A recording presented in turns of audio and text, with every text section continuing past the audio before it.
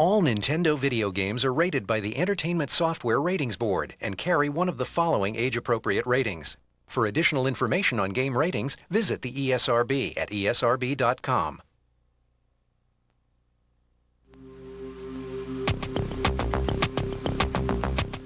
Want some great entertainment this holiday? Head on down to Toys R Us. While you're there, you can check out the great new games coming from Nintendo. The Legend of Zelda, Majora's Mask for the N64 is coming October 26th. Some consider it a sequel to the greatest video game ever. Others claim that it's much better than the original. Let's talk with the experts at Nintendo. Being a sequel to the best video game of all time wouldn't be a bad thing within itself, but at the same time, The Legend of Zelda, Majora's Mask is much more than a sequel. In fact, you could label it as a sequel, but then you'd have to take everything you know about sequels and throw it out the window. When you first start the game, you're riding through the forest on horseback, and then you come across a skull kid. Your horse rears up, and you fall off, and when you're knocked out, the kid actually comes up and takes your ocarina, and he also steals your horse, and that's kind of what starts it off. You got 72 hours to save the Earth. Link has to unravel the mystery of Majora's Mask within 72 hours, or else the moon will crash into the Earth. And if you can't solve the mystery within 72 hours, game over. There's 24 different masks in this game. If you take the Goron mask and you put it on, then you have the ability to turn into a Goron.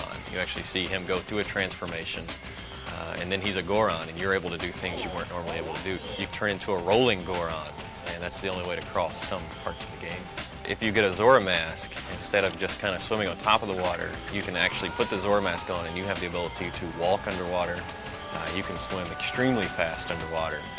And so there's a whole bunch to do under the water.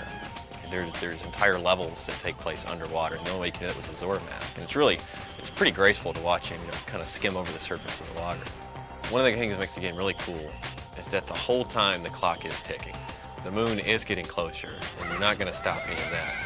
You have so many things that you have to accomplish to stop this moon from falling. If you mess up even the least little bit on a couple of these things. The Legend of Zelda Majora's Mask requires the expansion pack to work. This game uses the expansion pack in a way that a lot of games haven't really used it yet. The bosses are more detailed. They'll have a higher polygon count.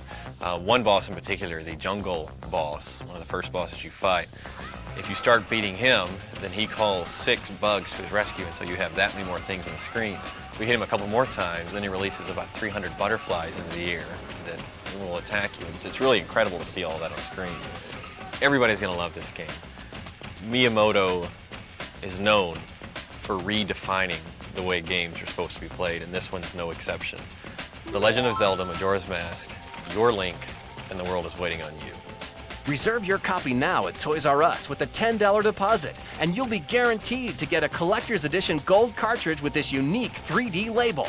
If you reserve your copy prior to October 25th, you'll also get $10 off this Toys R Us exclusive gold controller, regularly priced at $29.99, now just $19.99 with this offer.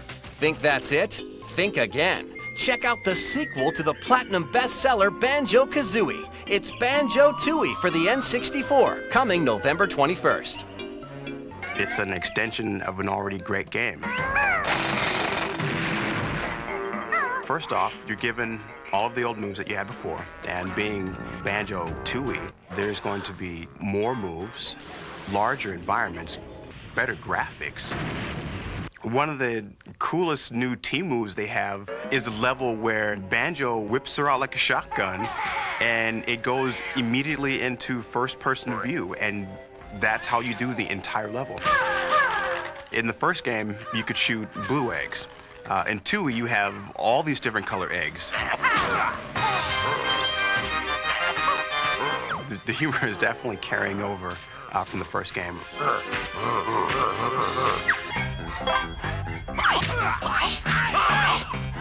Banjo 2 has definitely given me everything that I've ever expected.